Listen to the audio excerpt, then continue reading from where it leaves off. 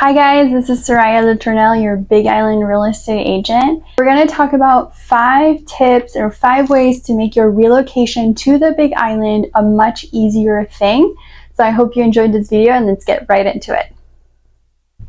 So the number one thing that you need to do before you move here is really do some recon. And what I mean by that is you need to go travel to the Big Island and actually drive around, look at all the different areas that you've been interested in or that are in your price range and see how that fits your lifestyle. Do you like the neighborhood? Do you like the neighbors? Do you like the location? Is it close to everything that you like? Can you envision your lifestyle there? Can you envision potential hurdles or things that you don't like? And the other thing is, because some properties are for sale doesn't mean that something that might fit your lifestyle might come up in the next couple months. So what I would do if I were you is I would talk to a real estate agent that's very knowledgeable about the different areas of the Big Island and ask them and say, hey, this is what I like, this is what I envision, this is the life that I want when I move to the Big Island.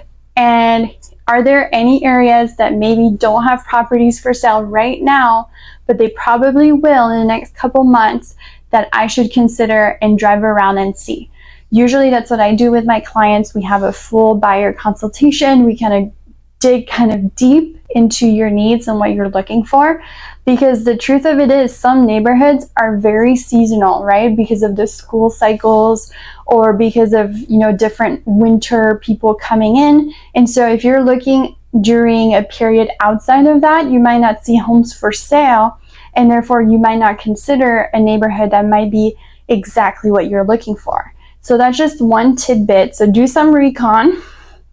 The other thing is look at some properties that are 10% under what your price point is and 10% above, because usually there's room to negotiate, right? Usually the average is 5 to 6% under asking right now.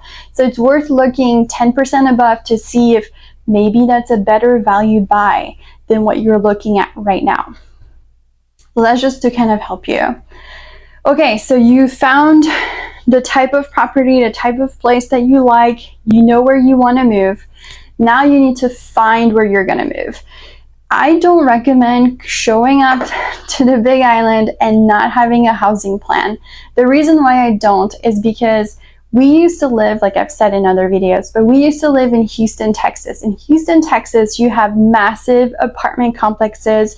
You can just roll in there and usually you can find an apartment to rent out like that day or that weekend, and you can move in the next week. The Big Island is not like that. We do not have large complexes, apartment complexes where you can just roll in and pick your floor plan. That doesn't exist. We mostly have private residences that have an ohana, a room, or a downstairs that they rent out long term. So that's something to keep in mind. There's a lot of word of mouth. It takes a lot of time to find the perfect place. And the thing is, because there aren't big, apartment complexes, those owners have the pick of the litter. I mean, they can ask anybody anything. They can be very picky about the renters that they take. So that's just something to keep in mind. You can always do Airbnb while you're moving. Airbnb is more expensive, so that's just something to keep in mind as well. If you're looking to buy a home and you're telling yourself, I'm going to sell my home on the mainland, just going to come to the Big Island, rent out some type of home for 6 months or 3 to 4 months and then find my home.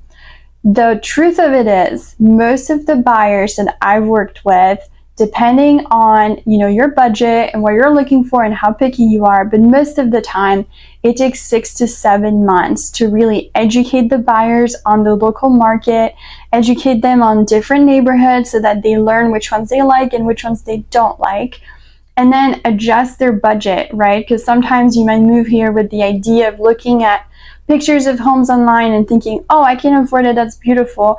And then you show up and you're like, I hate this neighborhood, I hate this location. And then you have to start it all over. So just plan ahead, maybe start your research beforehand and kind of have a plan that it's going to take 6 to 7 months before you can find a perfect property. Okay, so you found the neighborhood, the type of vibe that you want, you found your housing, so you're all set up, and now it's all about moving. So if you're moving, most people use shipping containers, right? So you'll have a truck that comes that has like a really large shipping containers on the back. They'll fill up your container, or you will, with all of the stuff that you want to put in there, furniture, car. Some companies actually allow you to like put a car inside of your shipping container. It depends on the car and depends on the company. And then let's say you've got your pod or your container filled up. Then the truck will take it to the local port or drive it to the closest port. And then they'll load it on a boat. The boat will come here, and it takes between 4 and 6 weeks to get that shipping container back or in Hawaii. Most of the time on the Big Island, they actually land in the Hilo area, the Hilo port. And so you have to get a different company, because it's not going to be a mainland company. It's going to be a different company that has to come to that port, pick up that shipping container, and drive it to wherever you live. So those are some things that you need to think about, because I've had some clients assume that when they pay the company to get the shipping container to Hawaii, that includes the shipping from the Hawaii port to their home, but it doesn't. So that's something to keep in mind. We opted for a white glove option, where essentially like they packed the whole container. We didn't have to do anything. We had everything ready, of course. And then they delivered it to where we wanted. They offloaded the whole thing because it was just so much stuff. We get the biggest container, the highest height, all that good stuff. So shipping containers, depending on if you're military and you're relocating to Oahu, or if, you have some inside, like discount, somebody or whatever. The ranges that I've heard from most people is between $6,000 and $15,000 per shipping container to get them to the Big Island and offload it to your home. Now, I don't know if it's based on weight or what you put in there, but that ours, it was around, I believe this was quite a while ago, so I don't know if that applies still, but we paid close to $7,000 to get our shipping container from Houston, Texas to Kailua, Kona. Okay, should you bring your own furniture? That's something that a lot of people ask me as well. I think it depends. It depends on if you already have your home floor plan, if you know that your furniture is going to fit in there, if you already have plans that everything that you buy will fit into that new home. Because the truth of it is, more than likely, you are going to downsize when you move to the Big Island. Even if you have quite a large budget of $5 million and above, which I've had clients in that zone, the truth of it is you probably have like a 7,000 to 8,000 to 10,000 square foot home. You're going to move here, you're going to be in the 3,000 to 4,000. It's the same if you have a lower budget. If you have a home, like let's say in California or Texas, that's around 3,000 square foot. When you move to the Big Island, you're probably looking between 1,500 and 2,000 square foot. So you have to think about that when you're thinking about moving and bringing all of your furniture right here. I usually recommend my clients to really evaluate the pieces that have, some type of emotional tie to them, where they have been passed down from generation to generation, or, it's something that they cannot part with. Those things definitely bring them. But then the rest of it, maybe it's worth just selling it all while you're on the mainland on Facebook Marketplace or on Craigslist, or going to those, oh my gosh, what is it called? I can never remember the name. It's those shops where you can have somebody sell your furniture for you, which we have 2 of them right here where they'll come and pick up your furniture for you as well. Anyway, so you can do all of that. And what I usually recommend my clients is to have a floor plan of the property that they are going to live into or that they want to live into. Bring it to a store like Pottery Barn, Crate and Barrel, whatever you like, and literally negotiate with the person who's there and say, hey, I'm going to buy all the furniture for this home. It's going to be a tropical home. Let's make it super beautiful. These are the items that I definitely want to keep that are going to come with me. And usually it's easy to negotiate with the person at the store to get free shipping. They'll ship your furniture for free. And so that's pretty cool. I found that when you do it from Hawaii, where you're already here, and you call the store, they're not as easily swayed to give you free shipping. But if you're in the store, you're going to spend a lot of money, and they like see you as this big account, they're willing to negotiate a lot more. So that's something to keep in mind. Okay, so let's say that now you want to ship your car. There are, of course, options where somebody can take your car from the mainland, load it onto a truck, bring it to the whatever port is closest to you, ship it from there to Hawaii, or you could drive it yourself, right? Like we drove our cars from Houston, Texas to, I believe, the LA port. And back then when we got our car shipped, it was around $1,500 to $1,700. Now the quotes that my clients are getting, it's around $2,500. And the thing about both the shipping container and your car was when they get shipped to Hilo, they will only keep them at the port for a certain amount of time. And then once you're past those number of days that are free and included with your shipping, you have to pay a daily fee. And so that's something to keep in mind, because our shipment was actually 2 weeks earlier than what we expected. And so we had to change our flights and do all sorts of things because we didn't think we were going to get our belongings for another 2 weeks. So just something to keep in mind. You're learning from me. Okay, another thing, if you have pets, you have your cat, your bird, your dog, whatever it is, when you bring your pets to Hawaii, Hawaii is a rabies-free state, which means that you have to do a lot of testing prior to coming to Hawaii in order to bring your pet. So they have to do, I believe, 2 rabies shots, and there's a certain time frame in between which they can do them. You have to do a blood sample that's sent to one of the 2 labs on the mainland.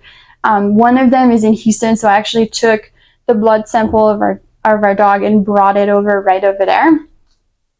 You also have to do an at-home quarantine. I believe now it's been reduced to 3 months. When we did it, it used to be 6 months. And then you have to do a little checkup with a vet prior to taking your flight. And then a vet has to meet you at the airport the day that you're flying in, so they can do a checkup on the dog or the pet, the cat or whatever, and check that they don't have rabies. It's so quick. It's so expensive. It's maybe like $150 per pet for 5 minutes, but that's just how it is, right? Like you have no way around that. If you do not do the paperwork correctly, or your pet comes and they find that there's something that they're not happy with, they have the right to send your pet back to Honolulu. So if you're flying into Kona, they will do that. They'll fly your pet back to Honolulu and put it in a center in order to quarantine them there. I was terrified of that happening to my dog because I think he would die. I really think he would die of anxiety and just not seeing us for 30 days over there. So we made sure that all of our paperwork was correct. We called so many times just to make sure everything was fine and that it was all going to go well. So that's what you need to do if you're bringing your pet to the Big Island, Oahu, or Maui. They all have to do this, or Kauai.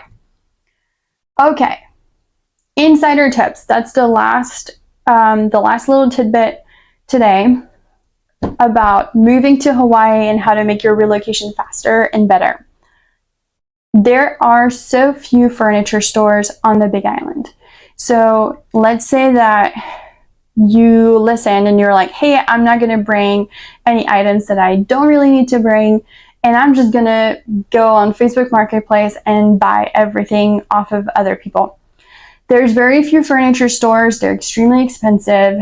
All of the furniture that has like really pretty local flair, even though they'll tell you, hey, you can get this item in 6 weeks, I've had clients, being told that, and it takes 18 months.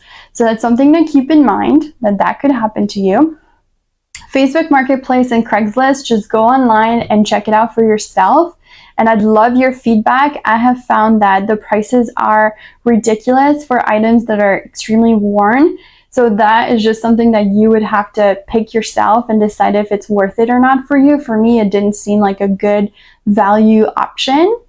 They do have a lot of estate sales, which is pretty cool, especially being in real estate. I hear about those all the time, and so I can hook you up for those as well. And an estate sale is essentially like somebody is moving or passed, and they have a lot of furniture that they want to get rid of in the house, and so they'll only let like a few people in. It's my experience. And you get stickers, and you go around and you put a sticker on items, and you pick out which ones you want to take with you.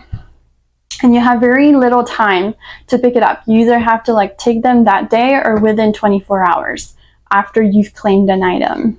Let's see. Oh yeah, so let's say that your shipping container, your car get here, and it's faster or later, it's like a different time. It's sometimes difficult to find a way to get from Kailua Kona to Hilo, is what I've found, because a lot of cabs don't want to do that. They don't want to drive around the island. So I would recommend renting a car with a friend or something like that, or asking. What I did, because my husband wasn't there yet, is I asked somebody at the counter if they could drive the car from the Hilo airport to the port, and if they could drop me off, because I had already, checked in the car, so that I could start the car there. Because otherwise I was by myself. I had no way to like get the rental car back. So that's just something to keep in mind.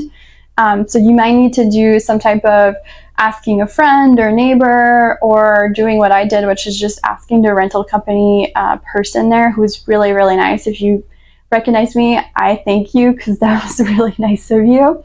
The other thing about this is your battery can die, which is what happened to our Jeep. The battery dies on the boat because it's been gone so far. It hasn't been started in a while. So bring jumper cables, or bring like those extra batteries that you can connect your battery to charge it.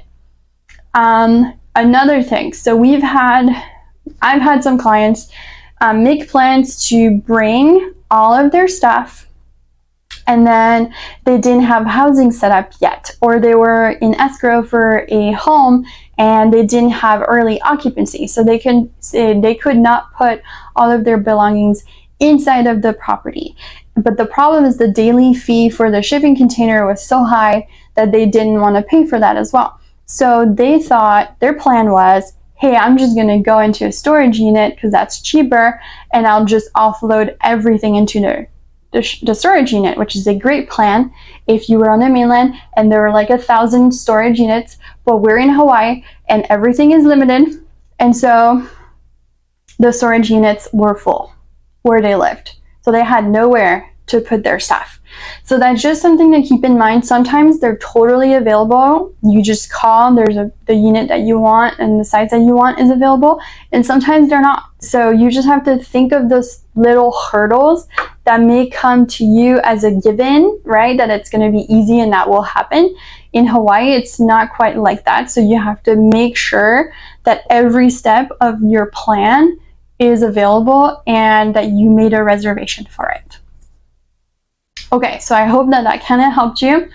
Another thing is it's sometimes hard to find vendors, right? Like reliable people that you trust, who you can rely on, that will either like put in, like for example, we work with some interior designers that bring in like all the furniture for people locally. It's a little bit more expensive than if you went to the store, but it's also very unique stuff and it's catered to you.